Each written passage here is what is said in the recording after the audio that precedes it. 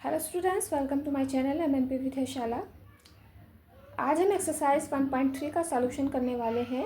Exercise 1.1 और 1.2 का solution हो चुके हैं, जो आप हमारे चैनल पर जाकर देख सकते हैं।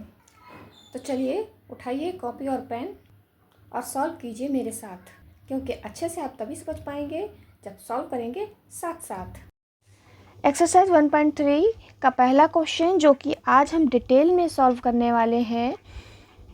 सिद्ध कीजिए कि √5 एक अपरिमेय संख्या है। इस प्रश्न में हमें कुछ नहीं करना है, केवल ये प्रूफ करना है कि जो √5 है वो एक अपरिमेय संख्या होती है। इसे प्रूफ करने के लिए क्या करना होता है कि हम एक गलत धारणा मान लेते हैं। मतलब हम ये मान लेंगे जस्ट इसका उल्टा। ये कह रहे हैं कि प्रूफ करिए √5 एक अपरिमेय संख्या है, लेकिन हम क्या करेंगे, हम कहेंगे नहीं, हम तो मानेंगे √5 एक परिमेय संख्या है। उसके बाद हम इसे प्रूफ करेंगे। जब हम अपनी बात गलत साबित कर देंगे तो अपने आप प्रूफ हो जाएगा कि √5 एक अपरिमेय संख्या है। तो फिर हम लिखेंगे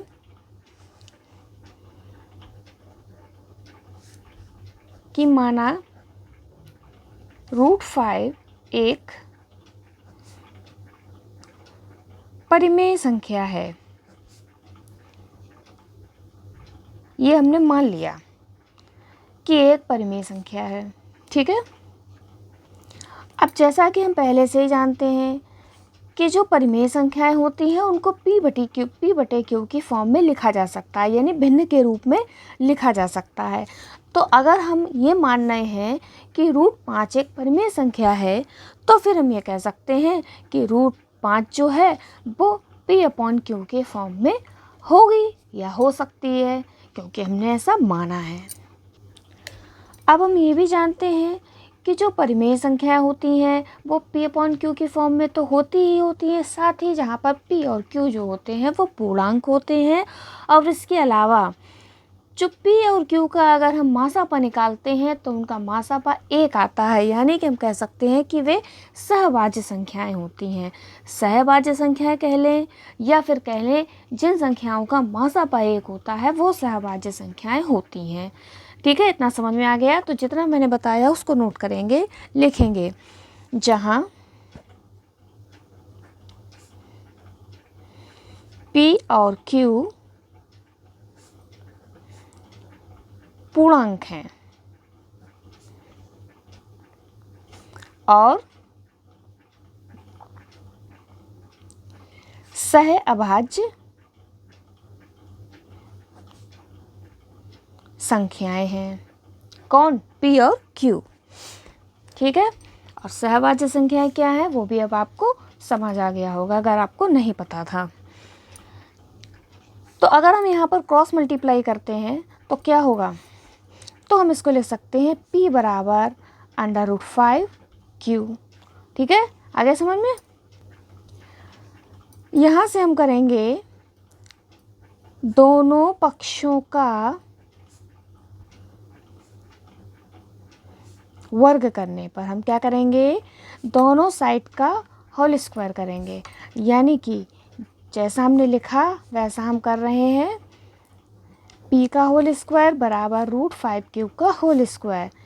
P स्क्वायर, क्योंकि जब कोई संख्याएं रूट में होती हैं, ये हम 8th क्लास में सीख चुके हैं, उनका जब गुणा किया जाता है तो जो अंडर रूट होता है वो ख़त्म हो जाता है और संख्या पूरी हमारे पास आ जाती है। क्योंकि रूट का मतलब होता है पावर 1/2, पावर 1/2, पावर 1/2 यानी पावर 1। इसका मतलब ये हो गया 5 और ये Q 2 बार ये हो गया Q स्क्वायर। तो P स्क्वायर बराबर आ गया 5Q स्क्वायर, ठीक है। यहाँ से हम ये भी लिख सकते हैं कि अगर इस 5 को हम यहाँ से हटाएं तो ये गुणा में है और इसके नीचे आकर के भाग में आ जाएगा। तो यानी कि Q स्क्वायर बराबर लिखा जा सकता है P²/5, ठीक है। समझ में आ गया? सिंपल सी कैलकुलेशन चल रही है।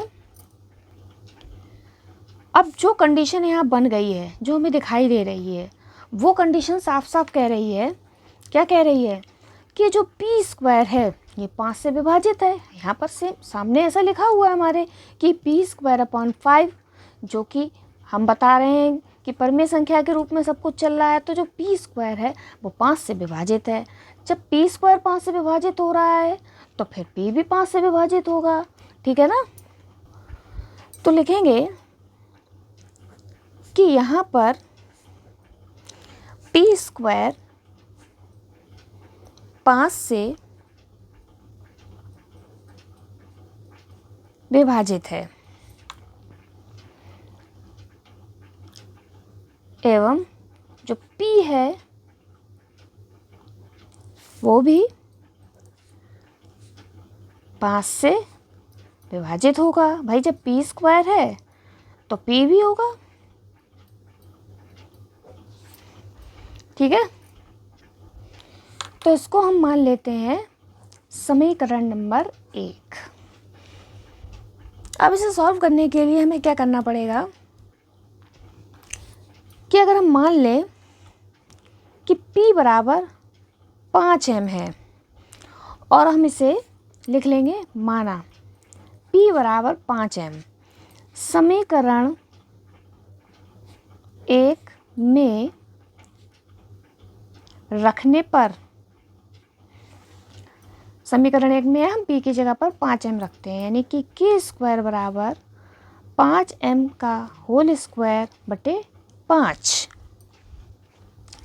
यानी कि q स्क्वायर बराबर 25m स्क्वायर बटे 5।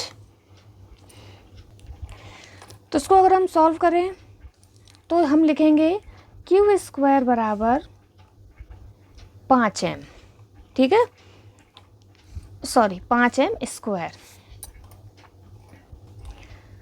यानी कि हम ये भी लिख सकते हैं, अगर हम ये 5 यहाँ पर भाग में आते हैं तो हम लिख सकते हैं m स्क्वायर बराबर q स्क्वायर बटे 5। इसको अगर हम कह दें समीकरण नंबर 2, तो जो कंडीशन पहले समीकरण में हुई थी वही कंडीशन यहाँ भी आ गई कि q स्क्वायर जो है अगर 5 से विभाजित हो रहा है तो q भी 5 से विभाजित होगा, सेम बिल्कुल वैसा ही जैसा अभी p स्क्वायर के साथ हुआ, क्योंकि अब भिन्न के रूप में लिख गया है भाई। तो जो q स्क्वायर है वो 5 से विभाजित होगा तो q भी 5 से विभाजित होगा, ठीक है। ऐसा हम अब लिखते हैं, हम लिखेंगे यहाँ q स्क्वायर 5 से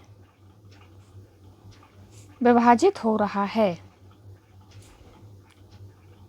एवं q जो है वह भी q भी 5 से विभाजित होगा, ठीक है।